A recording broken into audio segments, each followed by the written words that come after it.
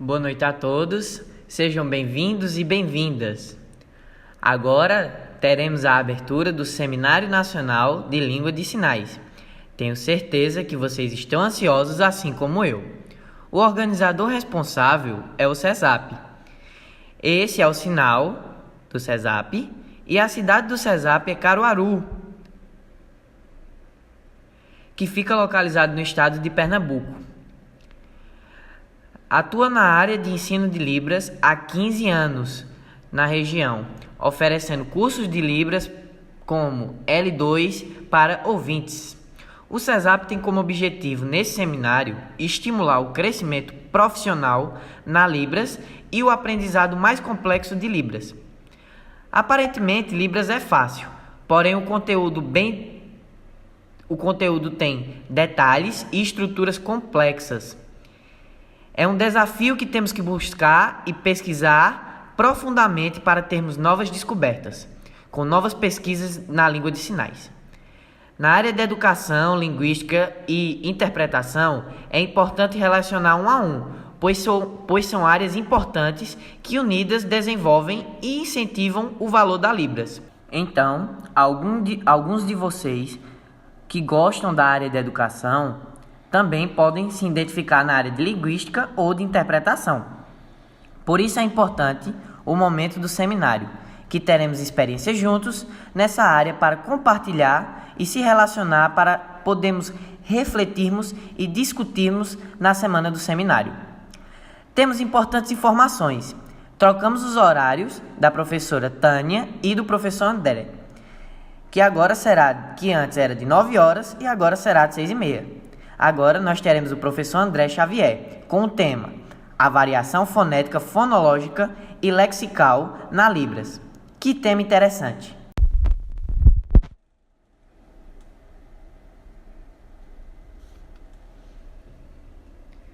Agora gostaríamos de pedir um favor a vocês. Queremos pedir que vocês nos ajudem divulgando e também avisando a seus amigos que hoje a nossa primeira palestra será totalmente gratuito e todos poderão assistir. Então as pessoas que não sabem, que acham que vão ser fechados, podem divulgar para essas pessoas, pois estaremos abrindo a primeira palestra do Seminário Nacional para que todos possam assistir e desfrutar deste presente. Enviem pelo WhatsApp, enviem pelo Telegram e avisem, pois hoje o nosso tema será de muita importância, para que pessoas possam vir e abrir a mente e descobrir mais e mais sobre os conteúdos da Libras.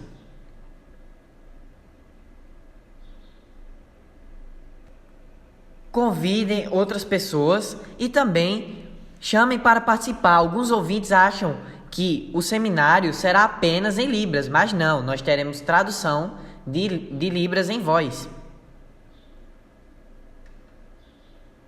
Agora veremos um vídeo sobre algumas dúvidas que vocês possam ter sobre o seminário.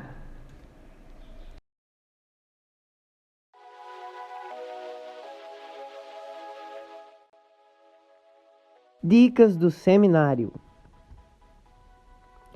Qualquer pessoa pode assistir? Não. No Seminário Nacional de Línguas de Sinais terá público fechado. Vocês irão receber os links das palestras no e-mail quando realizarem a inscrição e poderão assistir na plataforma. Como será o vídeo? Os vídeos serão iguais às lives? Não, será diferente. Alguns professores irão gravar antes para que vocês possam assistir tranquilamente e com a melhor qualidade. Por exemplo, sem erro no som e voz, sem travamento, e os slides também serão mais visíveis.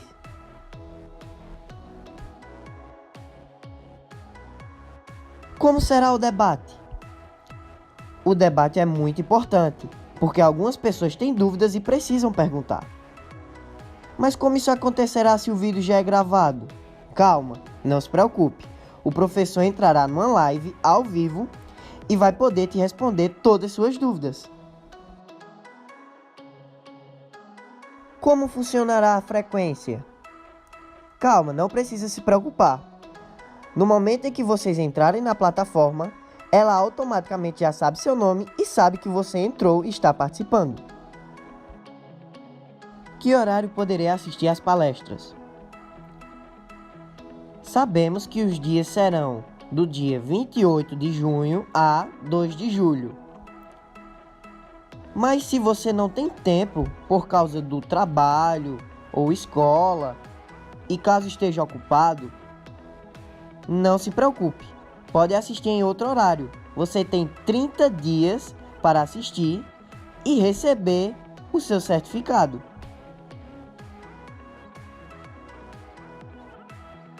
Então, venha participar do seminário. Não esqueça de fazer sua inscrição. Aproveite essa oportunidade. Espero te encontrar no seminário.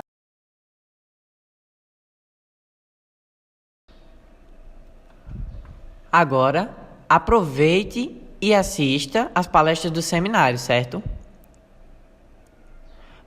Se você tiver alguma dúvida, você pode perguntar no site do CESAP. Lá tem o suporte apropriado para responder todas as suas dúvidas. Vamos assistir agora mais um vídeo, que vai mostrar um pouco agora sobre o valor promocional. Assista!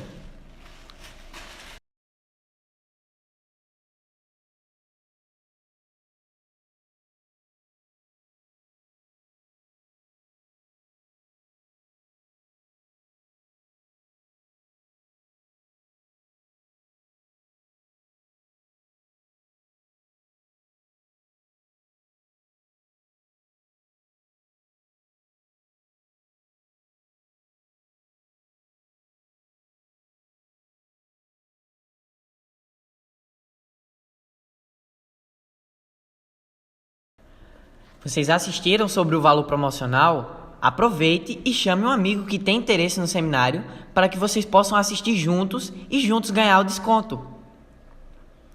Agora eu vou falar um pouco sobre o professor André e sobre seu currículo. A sua primeira pesquisa foi sobre fonologia e mais detalhes sobre a fonologia de Libras no Brasil. O seu doutorado é sobre a linguística regional. Hoje ele é professor de Letra Libras na UFPR. E vai começar a sua palestra. Antes, eu gostaria de fazer um aviso para vocês sobre importantes dicas que eu tenho para oferecer. São 4. A primeira, encontre um lugar silencioso que você possa ficar tranquilo e que ninguém lhe atrapalhe.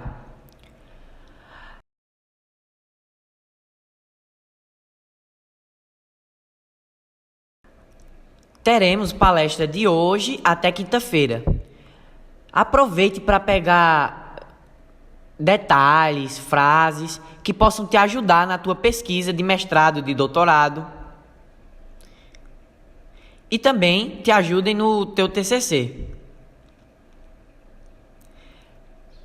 É muito importante para a sua carreira pessoal. Por onde você vai poder assistir? Você irá assistir pelo cesaplibras.com.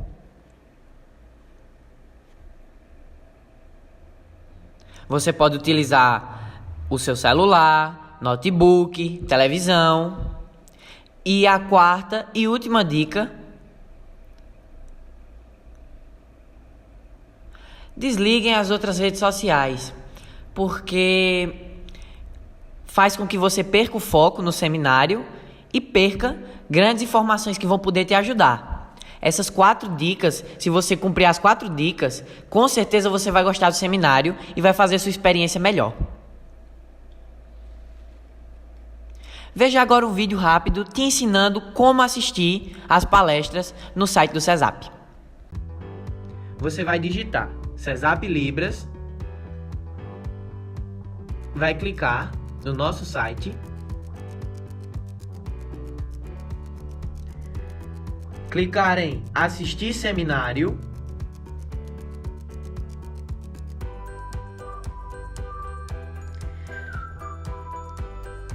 será pedido o seu login e sua senha. Você escreve seu e-mail e depois sua senha. A senha será enviada para os inscritos pelo e-mail. A senha será enviada para todos os inscritos através do e-mail. Depois disso, você clica em entrar. Você pode observar que tem os horários e os dias da palestra. Você clica, e vai para a palestra que você selecionou.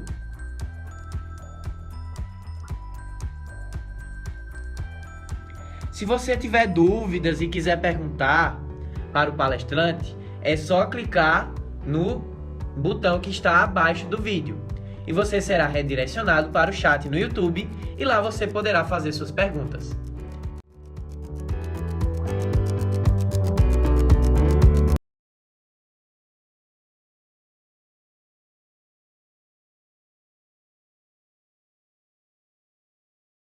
Você viu? O vídeo te ensinou como entrar pela plataforma do CESAP Libras. Tá aqui o site, tá?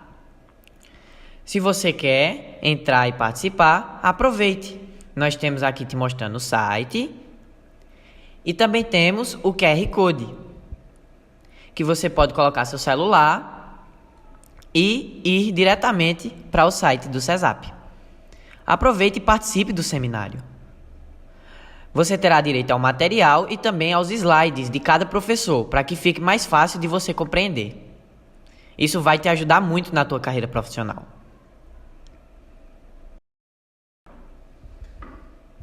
Teremos hoje, de 9 horas, antes da palestra da Tânia, da professora Tânia, um sorteio, isso mesmo, sorteio de livros.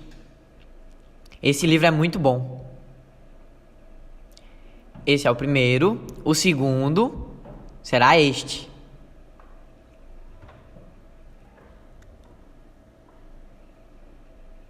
Esses livros ensinam muita coisa sobre o ensino, para alunos, para intérpretes também. E esse é um presente que iremos fazer através de sorteio. Iremos começar agora a palestra, tá? Não se esqueça de convidar seus amigos para assistir e de compartilhar. Não perca essa oportunidade. Vamos agora te apresentar ao professor André.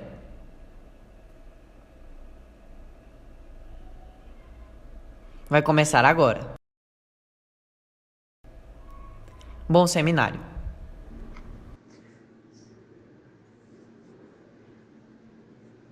Olá, muito boa noite a todos vocês. Eu gostaria de agradecer, primeiramente, à equipe organizadora desse evento, do primeiro Seminário Nacional de Línguas de Sinais, equipe essa que me estendeu a oportunidade para que eu pudesse divulgar a minha pesquisa e também a pesquisa que eu realizo com os meus alunos. Aproveito também para agradecer a todos que estão assistindo a essa palestra. Eu espero que vocês possam aproveitar dela e, ao mesmo tempo, que ela possa criar em vocês o interesse pelo estudo da fonética e fonologia da língua brasileira de sinais. Essa é uma área muito pouco estudada, com pesquisas muito incipientes, havendo a necessidade de mais pesquisadores que possam contribuir com o campo.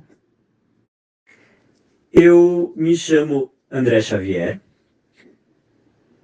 Sou professor da Universidade Federal do Paraná e atuo no curso de Letras Libras desta instituição. Minha área de pesquisa envolve a linguística da língua brasileira de sinais e hoje eu vou apresentar os meus estudos e a conceitualização de variação linguística.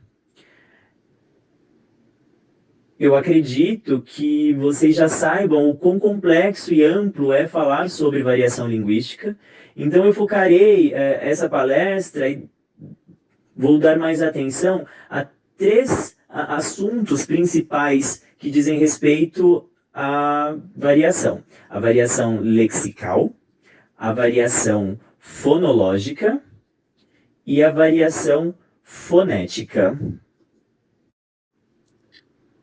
Bem, a minha palestra está estruturada com 5 tópicos.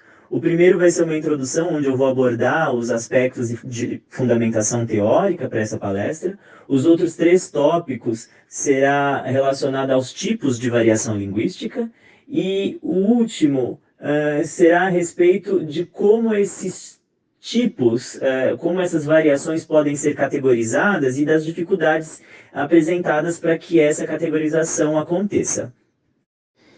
Introduzindo, então, a palestra, eu trago como referência o autor Ferdinand de Saussure. Ferdinand de Saussure, em sua obra, ele se refere à língua como sendo um conjunto de signos que se combinam entre si e que, por essa razão, Saussure chamará a língua de um sistema. Eu peço para que vocês imaginem que eu sinalize para 2 grupos distintos, um grupo de surdos americanos que se utilizam de língua de sinais americana, a ESL, e um grupo de surdos brasileiros que se utilizam de língua de sinais brasileira. E aí, ao sinalizar essa forma aqui no meu peito, com o punho fechado, esses 2 grupos, eles imaginarão ou conceitualizarão essa forma de que maneira? Será que seria da mesma forma que eles conceitualizariam? Não. Porque o grupo de surdos que sabe e se utiliza de língua de sinais americana, ele significará essa forma linguística que eu estou produzindo como desculpa, como a palavra para desculpa em ASL.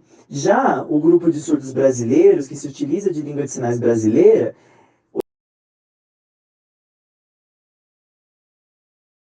eu vou trazer um outro exemplo para esclarecer um pouco sobre essas diferenças nas formas linguísticas que são utilizadas. É de conhecimento geral que as línguas de sinais elas não são universais. Cada país possui a sua própria língua de sinais. Eu vou apresentar 3 países aqui, os Estados Unidos, que se utiliza de língua de sinais americana, a Dinamarca, que se utiliza de língua de sinais dinamarquesa, e a China, que se utiliza de língua de sinais chinesa. Eu vou trazer o conceito de árvore para esses idiomas, e eu quero que vocês percebam como ele é expresso nessas diferentes línguas. Em ASL é feito dessa forma, do vídeo, com os cotovelos sobre a mão passiva e movimentando a mão aberta como se fosse a copa. Na língua de sinais dinamarquesa é um contorno dessa árvore que se utiliza da copa e do tronco. E na língua de sinais chinesa, a forma é essa feita com os meus dedos polegar e indicador curvados e fazendo o contorno do tronco.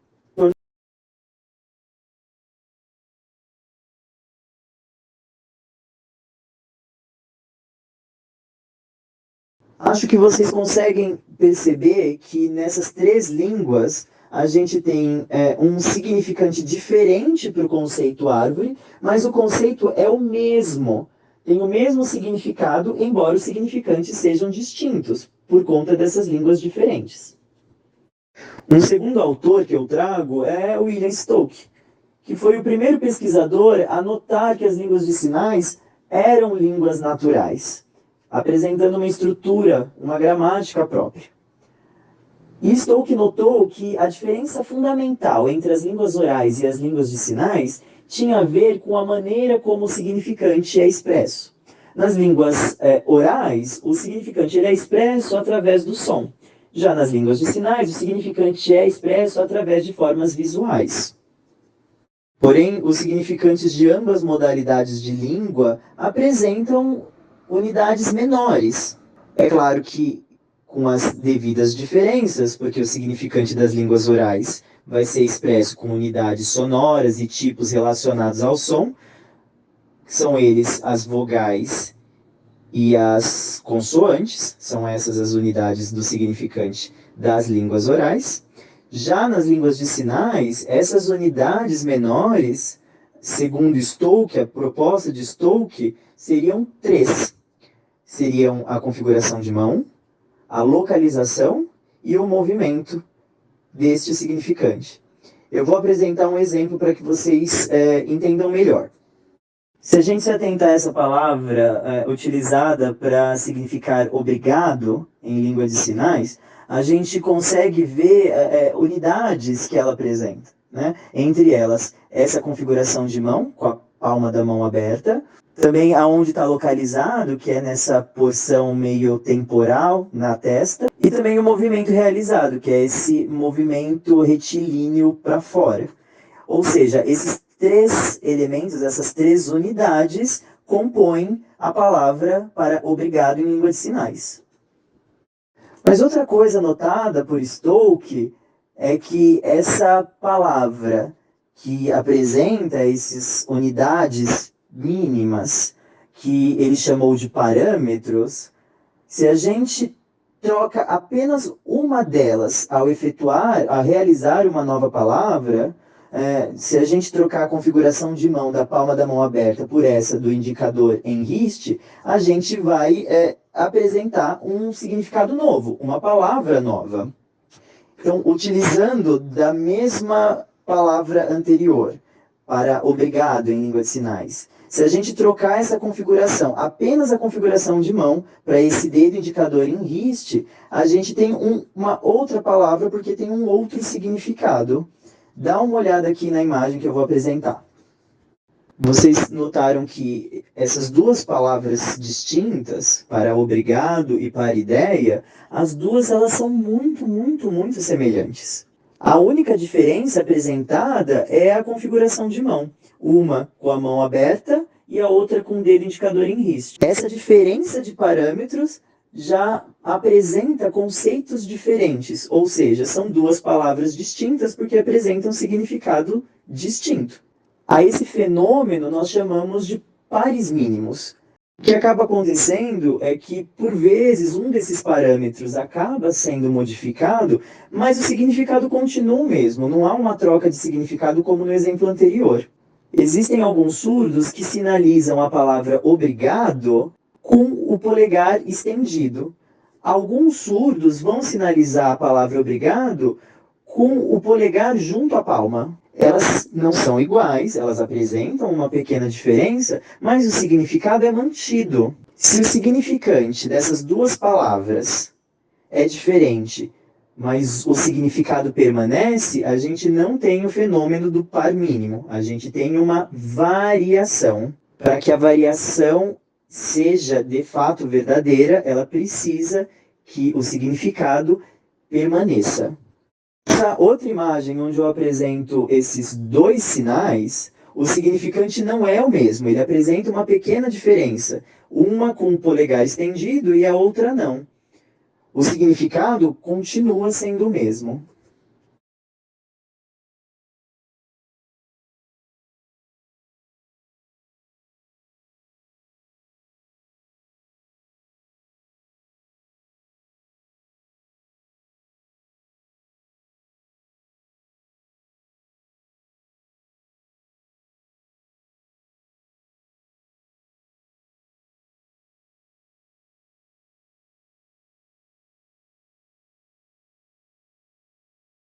Na variação lexical, o significado permanece, ou seja, ambas as palavras querem exprimir o conceito de mãe, porém o significante é diferente. Olha a tabela que eu apresento aí.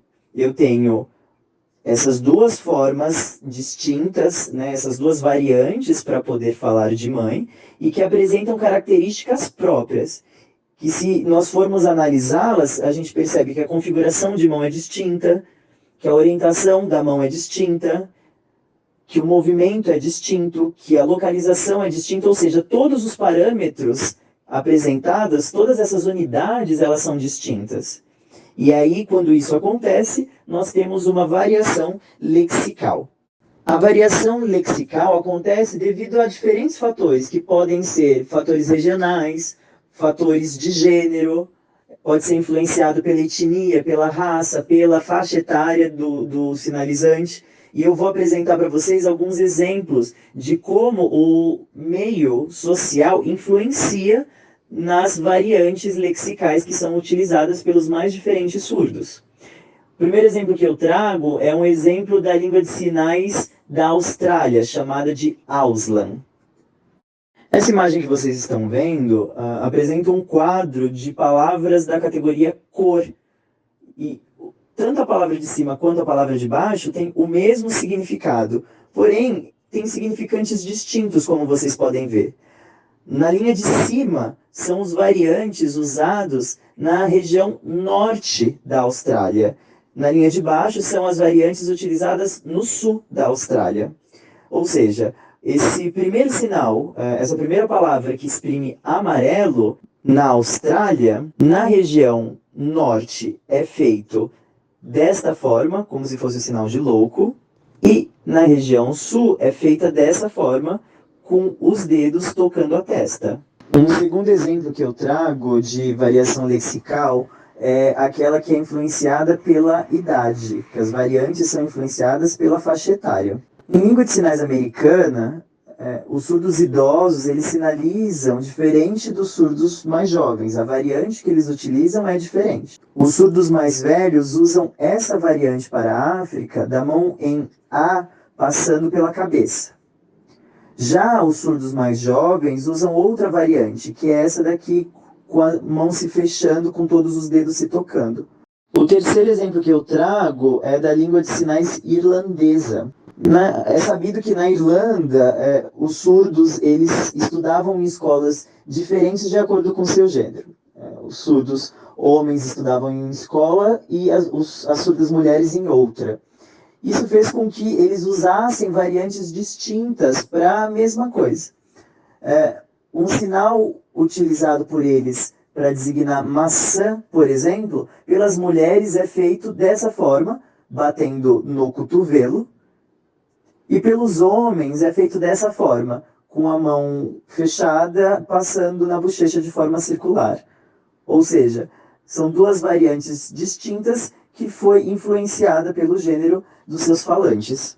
Outro tópico que eu vou abordar é o da variação fonológica. A variação fonológica também é influenciada por alguns fatores, sejam eles fatores extralinguísticos, tais quais o que acontece com a variação lexical, que o externo, o social, influencia em qual variante que vai ser utilizada. E pode ser uma variação regional, pode ser uma variação de gênero, pode ser uma variação étnica, pode ser uma variação etária, vai depender do que é extralinguístico. Mas a gente também tem uma influência que é intralinguística, onde as palavras que são utilizadas em uma frase podem influenciar o que vem antes ou depois na frase. E a gente vai chamar de processos fonológicos esses processos que acontecem dentro da língua. Um desses processos a gente chama de assimilação. A palavra usada para pessoa em língua de sinais brasileira, ela pode ser expressa com duas variantes. Alguns surdos utilizam a variante que é com o dedo indicador passando pela testa, e outros surdos utilizam a variante que é com a mão em P passando pela testa.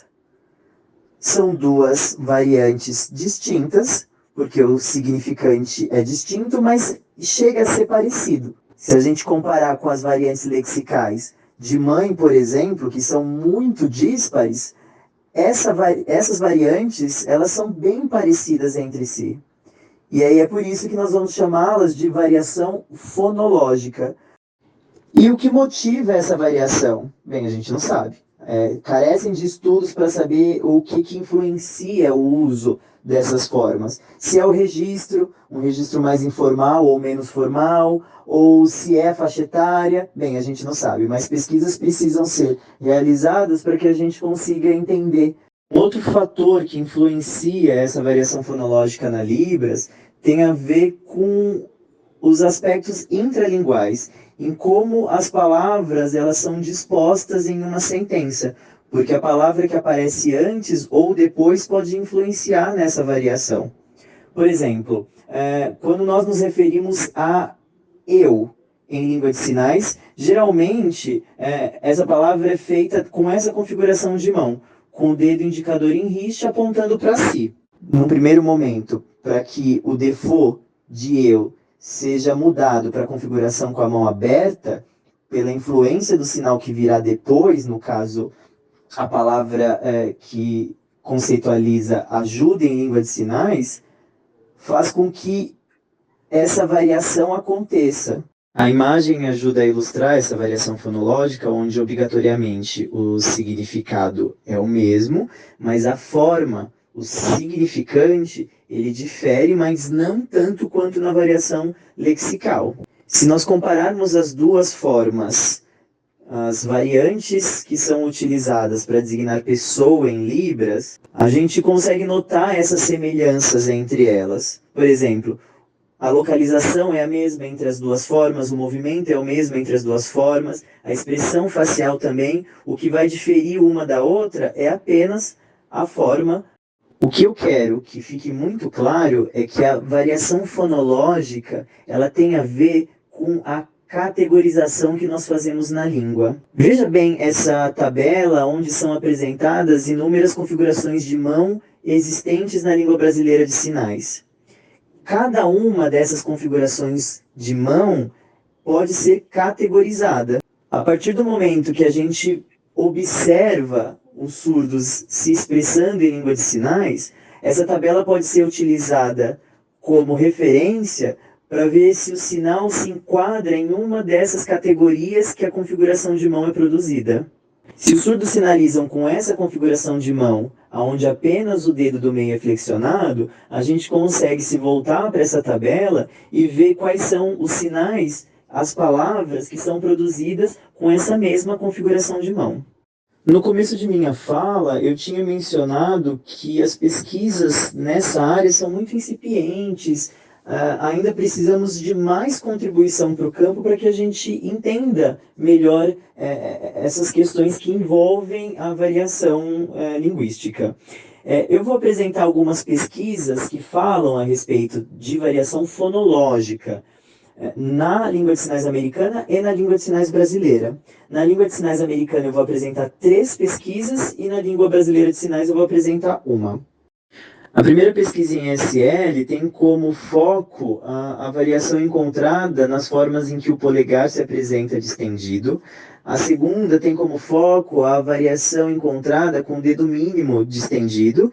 E a última tem a ver com a variação encontrada com a forma com o indicador em riste, onde falante sinalizando, produzindo sinalização naturalmente, apresenta uma variação. Já em Libras, a gente tem uma pesquisa sobre variação, mas que fala dessa variação em termos gerais, não especificamente assim como nessas pesquisas em ESL. Essa pesquisa foi realizada junto com o meu orientador do doutorado, o professor Plínio Barbosa. E nós dois fizemos a coleta de dados convidando 12 surdos de São Paulo para que pudessem participar desse projeto. Nós pedimos para que esses participantes olhassem imagens que foram reproduzidas em um notebook e que essas imagens apresentavam uma palavra em português. E a partir de então, esses surdos eles reproduziriam, eles expressariam o conceito dessa imagem em língua de sinais. Ao todo, nós pedimos para que eles produzissem 60 sinais. Mas esses 60 sinais, eles apareciam em ordem muito aleatória, inclusive com essas variantes de configuração de mão, movimento, expressão facial, para que dessa forma eles produzissem espontaneamente os sinais que ali lhes eram pedidos. Eu vou apresentar um recorte dessa pesquisa, dos resultados que nós conseguimos voltados à variação de configuração de mão. A primeira pesquisa em ESL que eu vou apresentar diz respeito à variação encontrada em formas onde o polegar distendido aparece. Os autores eles se detiveram apenas a variação encontrada em 2 configurações de mão. A primeira é essa com o indicador em riste e a outra com a configuração de mão em U. Apenas nessas 2. Esses autores eles fizeram uma comparação de dados que eles obtiveram em registros mais antigos, como dicionários, materiais didáticos e outros, com os dados do período em que eles fizeram essa pesquisa. O artigo foi publicado em 1975, então nesse período eles fizeram uma comparação das formas que eram utilizadas concomitante com eles. O que eles perceberam é que as formas mais antigas não apresentavam variação. Ou eles usavam a forma do dedo indicador em riste ou a forma em U apenas. Já ao olhar para os sinalizantes do período do estudo, eles perceberam uma variação existente nessas formas. Então, essas formas poderiam ter o polegar distendido ou não. O que os pesquisadores notaram é que o polegar estar distendido ou não talvez tenha a ver com o tipo de configuração de mão que é utilizado. Porque nesse estudo, os autores fizeram essa comparação entre essas duas diferentes formas, a mão em U e a mão em U, e de como a variante apresentada com o polegar distendido era encontrada, a frequência que ela era encontrada. A mão em U pode apresentar essa distensão do polegar mais facilmente do que a mão em U. Bem, essas variantes acontecem em língua de sinais americana, mas e na Libras? Essas fotografias apresentam a palavra para farmácia em Libras. E veja as duas variantes apresentadas, uma com polegar distendido e a outra não. O significado permanece o mesmo, mas a configuração de mão utilizada é diferente. No gráfico apresentado, eu mostro os sinais que foram utilizados, por exemplo, a palavra para brincar em Libras, onde os 12 surdos produzem essa palavra com o polegar distendido, nenhum deles sem que o polegar esteja distendido. A gente não pode esquecer da influência dos fatores extralinguísticos, entendendo que existem surdos que podem sinalizar com uma variante e outros com outra. Mas a gente também pode pensar, conforme aconteceu na língua de sinais americana, em uma mudança linguística com o passar do tempo, uma mudança diacrônica. Só que a gente não tem registros que possam corroborar com essas hipóteses. É interessante a gente perceber no gráfico que, por exemplo, a palavra para chocolate em Libras foi produzida por todos os surdos sem que o polegar estivesse distendido. E por que isso acontece? A gente talvez possa pensar na mesma relação existente na língua de sinais americana, com relação às formas que a mão apresenta em ou em U, e de como a distensão desse polegar é mais frequente em uma forma do que na outra. Então, talvez essa relação também possa acontecer na Libras. Um fato curioso tem a ver com o logo da Associação de Surdos de São Paulo, da palavra que foi criada para a associação, onde as mãos estão cerradas e os polegares não estão distendidos. E eu acredito que talvez a forma antiga seja essa, talvez também por conta do sinal de associação, que é feito com a mesma configuração de mão, só que com o passar do tempo, os surdos acabaram modificando esse sinal. Aconteceu uma mudança linguística aí, mas a gente não sabe bem ao certo. O segundo estudo em SL que eu vou apresentar é o que se deteve em analisar a variação encontrada nas formas que possuíam o mínimo distendido, o dedo mínimo distendido. Hoops, em 1988, percebeu que alguns falantes em SL, ao se referirem à palavra saudade em SL, que é feita com o dedo indicador no queixo, produziam uma variante com o dedo mínimo distendido. O segundo estudo em SL que eu vou apresentar diz respeito à variação encontrada em formas onde o dedo mínimo está distendido. O significado era o mesmo nessas duas variantes.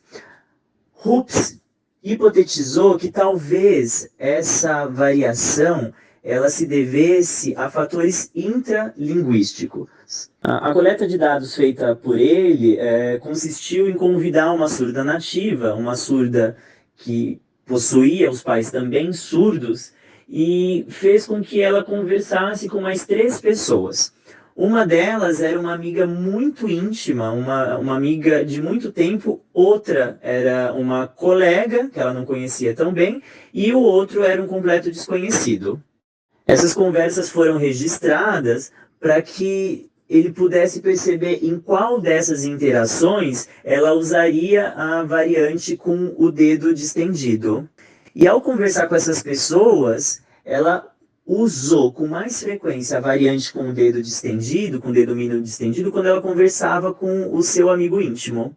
Ou seja, aparentemente, essa relação de informalidade, uma relação em que ela está mais descontraída, essa variante ela foi utilizada, ou seja, era o registro no qual ela utiliza essa variante é um registro mais informal. Com um completo desconhecido, ela mal usou essa variante. Não sei se vocês se recordam que a hipótese dele era que algo intralinguístico que influenciava o uso dessa variante, mas ele acabou percebendo que a sua hipótese não se sustentava. Em Libras, isso também acontece? Vamos dar uma olhada aqui no meu gráfico, que mostra nitidamente que a maioria dos surdos utilizou a variante com o mindinho estendido. Claro, a outra variante também foi utilizada, com maior frequência foi a com o mindinho distendido. Um outro aspecto da minha pesquisa se deteve à maneira como os surdos expressam intensidade. Dê uma olhada nessa imagem. Essa sinalizadora, ela expressou o sinal de duas formas diferentes. Então, a mais comum, sem o dedo distendido e sem nenhum tipo de alteração no sinal, mas quando ela mostra intensidade, ela expressa de uma maneira diferente, com o dedinho distendido. Nos meus dados, essa questão do dedinho distendido não era obrigatória. Por fim, das pesquisas que eu mencionei, realizadas no âmbito da SL com relação à variação fonológica, a última diz respeito à variação da configuração de mão em um. Os autores dessa pesquisa fizeram a sua coleta de dados nos Estados Unidos, selecionaram surdos de 7 estados, um total de 200 surdos, para que analisassem a produção dessa configuração de mão. Eu mostro agora a imagem com o resultado dessa pesquisa. São elas 5. O dedo em um, o dedo em um curvado, a mão em L, a mão em 4 e a mão em... Ao analisar os dados, os autores perceberam que a maioria dos surdos utiliza 3 variantes principais. São elas a mão em 1, a mão em L e a mão em 5, com a espalmada. Foram bem poucos os participantes, apenas 5% deles, que utilizavam as outras 2 variantes, a do dedo curvado e da mão em 4. Ao começarem a sua pesquisa, esses autores eles tinham como hipótese o fato de que essa variação existia devido a um processo intralinguístico. Essas variantes elas eram utilizadas de acordo com a influência da palavra que viria antes ou depois por um processo de assimilação. O que acabou acontecendo é que os dados refutaram essa hipótese inicial. Quando eles analisaram os dados, eles perceberam que aparentemente o uso dessas variantes se dava de acordo com a categoria a qual a palavra pertencia. Então, aquelas palavras gramaticais, como, por exemplo, os pronomes, né, você, ou também nos Estados Unidos, o sinal, a palavra em língua de sinais que é utilizada para aonde, também conjunções, como, por exemplo, mas, em ASL, todas essas palavras que pertenciam a esse grupo utilizavam uma determinada variante. Palavras que faziam parte de outro grupo, por exemplo, verbos, como em ASL, a palavra para ir. De novo, e na língua de sinais brasileira, em Libras, a gente também tem uma variação fonológica que diz respeito à configuração de mão, e eu trouxe aqui uma tabela da pesquisa que eu realizei, onde alguns sinais, algumas palavras em língua de sinais podem apresentar variantes de acordo com a configuração. Por exemplo, a palavra para avião pode ser feita com os 2 dedos, o indicador e o mindinho distendidos, ou sem o indicador distendido. Por exemplo, a palavra para preocupação pode ser feita com o indicador e o dedo médio, ou apenas com o indicador. A palavra para silêncio pode ser feita apenas com o dedo indicador ou com a mão toda aberta. A palavra ou a letra que designa X pode ser feita com os 2 dedos indicador e o dedo médio, ou apenas o indicador. Ou seja, a gente tem configurações diferentes para o mesmo sinal. A forma sem o dedo indicador distendido na palavra avião é mais frequente, é mais utilizada do que a outra variante. A variante para preocupado com o dedo indicador apenas distendido é mais frequente do que a com os dois dedos. Silêncio com o dedo indicador apenas é mais utilizado do que a mão estendida. X com um único dedo mais do que com dois. E eu hipotetizo isso. Para eu fazer avião sem a forma do dedo indicador distendida, eu uso apenas 2 dedos. Se eu for fazer a outra variante, eu uso 3. Aparentemente, exige um maior esforço dependendo de quantos dedos serão distendidos, assim como na palavra para preocupação, por exemplo. Então é uma hipótese que carece de maiores pesquisas para que ela seja corroborada, para que ela se mantenha. Talvez essa relação de economia linguística exista. Em minha pesquisa, eu também encontrei variação na configuração de mão da mão passiva, né? Em exemplos, por exemplo, como a palavra para vidro, onde a mão passiva pode se apresentar com a configuração de mão em um ou com a mão toda aberta. E outro processo que acontece é o de assimilação, como, por exemplo, no sinal utilizado para sociedade, social, onde a mão passiva acaba por mudar a sua configuração, igual à da mão ativa. Outro processo de variação da configuração de mão é chamada de metátese. A metátese tem a ver com uma inversão da ordem de como a palavra é produzida. Eu dou como exemplo a palavra para bom em língua de sinais brasileira. Ela tem 2 fases, né? Ela começa com a mão fechada e termina com a aberta. Essa inversão não pode acontecer, eu não consigo fazer ela com a mão aberta e depois com a mão fechada. Ela tem uma ordem fixa. Só que alguns sinais eles podem variar nessa ordem, como acontece no caso da palavra para comprar. Eu posso ter uma inversão da mão ativa da ordem pela qual ela é feita e realizada, e o significado permanece. O que acontece é só uma inversão da ordem nesse caso. Agora eu vou explicar esse terceiro tipo de variação que eu mencionei, que é a variação fonética. Deem uma olhada nessas fotografias que apresentam 2 configurações de mãos distintas. Essas configurações, elas fazem parte da Libras. Prestem atenção nessa tabela com todas as configurações de mãos da língua de sinais brasileira.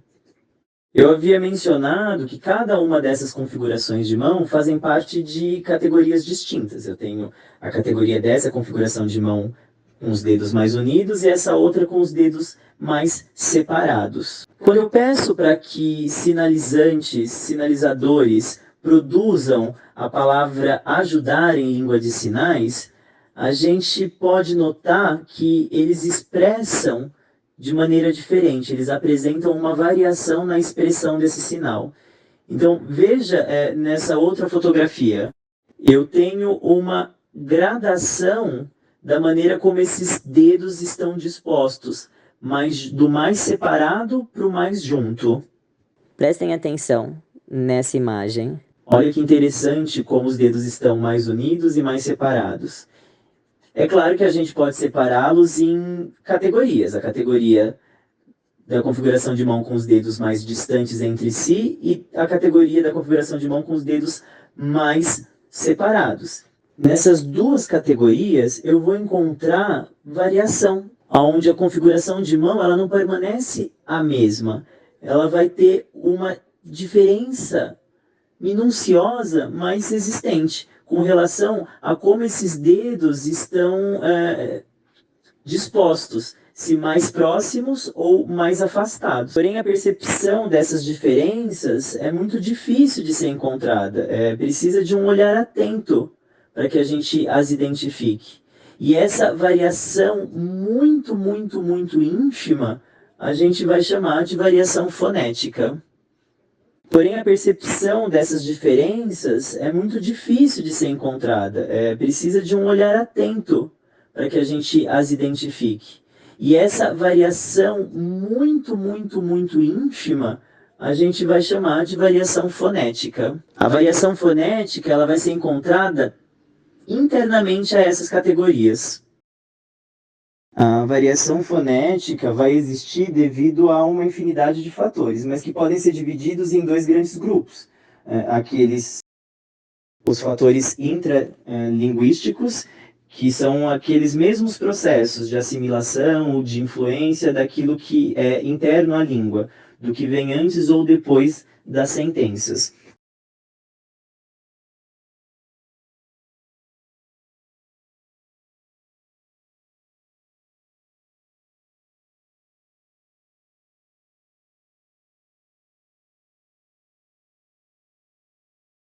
Os fatores extralinguísticos que produzem essa variação fonética podem ser de três tipos, né? O primeiro deles pode ser uma característica do próprio emissor, daquele quem produz a sinalização, pode ser devido à propriedade do destinatário, para quem eu direciono a minha sinalização. Ou seja, características da minha produção que podem influenciar a minha sinalização e características da produção da sinalização do destinatário que também podem influenciar na minha sinalização. E um terceiro ponto tem a ver com a situação. Se é uma situação mais formal ou informal, depende do registro de como vai ser usada essa variante ou de como ela é produzida. O que diz respeito às propriedades do emissor, entre elas eu tenho uma questão social, que é a idade desse emissor, o gênero desse emissor, a qual etnia desse emissor, ou seja, características individuais que influenciam nessa sinalização. Uma outra questão é uma questão fisiológica. Se eu sou mais alto, se eu sou mais baixo, isso também pode influenciar na produção de sinais, de como eles são produzidos. E também uma questão estilística, porque cada pessoa tem uma forma diferente, uma forma subjetiva, particular de produção de sinais. No que se refere ao destinatário, as características que também podem influenciar na produção dessa variação fonética também tem a ver com quem eu estou me comunicando, se é uma criança ou não, porque aí a maneira como a gente expressa, como é expressa essa sinalização, vai ser diferente.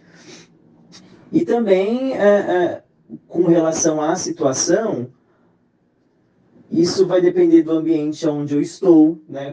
Nessa interação, com quem eu estou conversando, se é um registro mais informal. Se eu estou conversando com uma pessoa que está mais distante, então talvez eu tenha que exagerar na maneira como eu sinalizo ou como eu produzo esses sinais. Então, tudo isso vai influenciar na maneira como eu estou expressando esse sinal. Dessa forma, a gente percebe que são inúmeros os fatores que podem influenciar o uso de uma variedade ou outra dessa variação fonética que a gente apresenta. Eu vou mostrar para vocês agora um sistema de notação dessa configuração de mão que favorece e nos auxilia a fazer análise de variação fonética da língua de sinais. Esse sistema de notação é um sistema de dois autores, o Johnson e o Liddell. Esses dois autores propuseram um sistema de notação em que cada uma das articulações da mão pode ser detalhada. Essa imagem que eu apresento mostra o nível de detalhamento de cada uma das falanges da mão e de cada um dos pontos de encontro que uma configuração de mão pode apresentar. Caso vocês tenham curiosidade para saber um pouquinho mais, vocês podem ler o artigo da minha aluna, a Alecrim. Bem, eu vou trazer um exemplo de como essa notação é feita. Cada um dos nossos dedos possui falanges e cada uma dessas falanges pode ser simbolizada com esse E maiúsculo.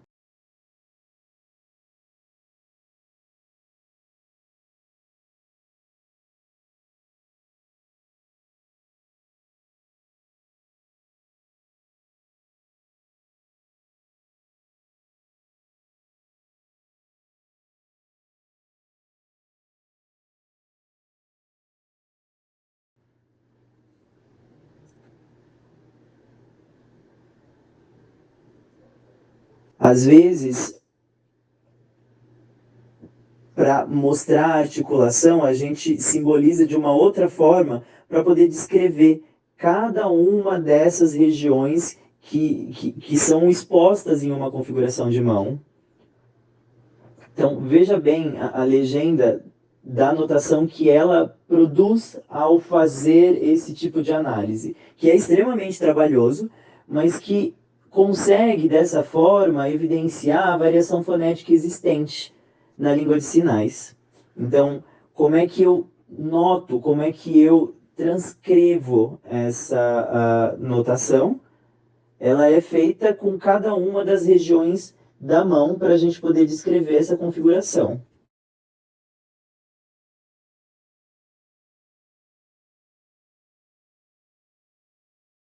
Eu vou dar um exemplo de surdos que produzem a palavra tarde em língua de sinais, e as fotografias deles vão revelar uma variação fonética muito diversa. Veja bem, alguns produzem com a mão dessa forma, outros com a mão desta forma, evidenciando aí uma variedade muito grande, essa variação fonética entre as pessoas que produziram esses sinais. A gente consegue perceber algumas semelhanças entre eles, mas a gente percebe que existe uma variação da forma como esses dedos estão distendidos. Esse sistema de notação contribui para essa análise da variação fonética, porque a gente consegue fazer um registro pormenorizado de como essa configuração está sendo produzida. Observando as fotos da produção dos sinais e a tabela logo em seguida, a gente consegue, através das linhas e colunas, fazer o trajeto dessas configurações de mão e ver a variação de cada uma dessas pessoas. Só que a gente não tem pesquisas que indiquem o que influenciou o uso dessas variantes. Se foi o registro, se foi o gênero, a gente não tem pesquisa ainda que consiga explicar essa variação ou o motivo dessas variações. E chegamos finalmente ao último tópico, onde eu vou falar sobre os tipos de variação e categorização. Vocês estão vendo a imagem de um elevador, e essa imagem foi a que eu utilizei na minha pesquisa, apresentando para os surdos essa imagem e pedindo para que eles produzissem a palavra em língua de sinais para essa imagem. Eu vou mostrar agora como cada participante produziu essa palavra. Vejam bem, a primeira vez que eu olhei para esses dados, eu fiquei extremamente assustado, porque eu tive a impressão que cada um tem um sinal exclusivo para poder falar de elevador. Vejam só. O número 1 sinaliza dessa forma, o número 2 produz desta forma, o número 3 é assim, o número 4 dessa forma diferente, o número 5 dessa outra forma, o número 6 desta forma, o número 7 dessa forma, ou seja, é muito variável. Mas ao olhar os dados com mais calma e fazer uma análise do que foi produzido, a gente percebe que na verdade não é que cada um tem um sinal particular, que produz isso de uma forma particular. O que a gente tem aqui é uma variação lexical, onde a gente consegue categorizar cada um desses sinais que são produzidos. Deem uma olhada nessa imagem. Eu consegui separar essas variantes em 4 grupos distintos: um vermelho, o cinza, o azul e o colorido. E esses grupos foram separados de acordo com alguns critérios. O grupo vermelho, por exemplo, tinha a ver com a configuração da mão, sempre aberta dessa forma. O segundo grupo, o grupo cinza, foi separado com os critérios de que a mão passiva sempre teria essa mesma forma aberta e a mão ativa mudaria a sua configuração. O terceiro grupo, o grupo azul, tem a ver com essa forma de realização do sinal. E o quarto grupo colorido é o mais diferente ali realizado, a variante mais diferente que eu encontrei. O que a gente começa a perceber é que esses grupos, eles apresentam uma certa interseccionalidade, eles têm traços em comum. Não dá para a gente separar muito bem, porque parece que um grupo apresenta uma continuidade com o outro, porque as configurações acabam sendo bem parecidas, e aí a gente não sabe com qual grupo, com qual categoria um está mais relacionado com o outro. A gente consegue explicar esse fenômeno de acordo com a teoria de categorização, onde normalmente essas categorias elas apresentam uma dificuldade em suas fronteiras, né? Isso acontece, por exemplo, com as cores. A gente consegue olhar nesse espectro de cor visível cores muito bem demarcadas, mas as suas bordas, as suas fronteiras não ficam um tanto quanto claras com qual cor que apresenta ou para qual cor ela pende mais. A gente vai dizer que elas são fuzzy, porque essas categorias elas meio que se misturam e a gente não consegue demarcar exatamente onde acaba uma e termina a outra. E é aí a dificuldade que a gente tem em conseguir separar muito bem essas variações que a gente encontra. Termino com as minhas referências bibliográficas para aqueles que tiverem maior interesse e quiserem saber um pouquinho mais a respeito do que eu falei, vocês podem procurar os artigos que estão linkados. É isso, eu agradeço muito a atenção de todos vocês, eu espero que vocês tenham tirado proveito dessa palestra e que vocês possam dirimir suas dúvidas nesse momento. Espera aí! Não saia! Tem mais! Ainda não acabou! Clique aqui e vamos te passar mais informações e também teremos o debate para que você possa tirar suas dúvidas. É ao vivo, tá bom? Clique aqui!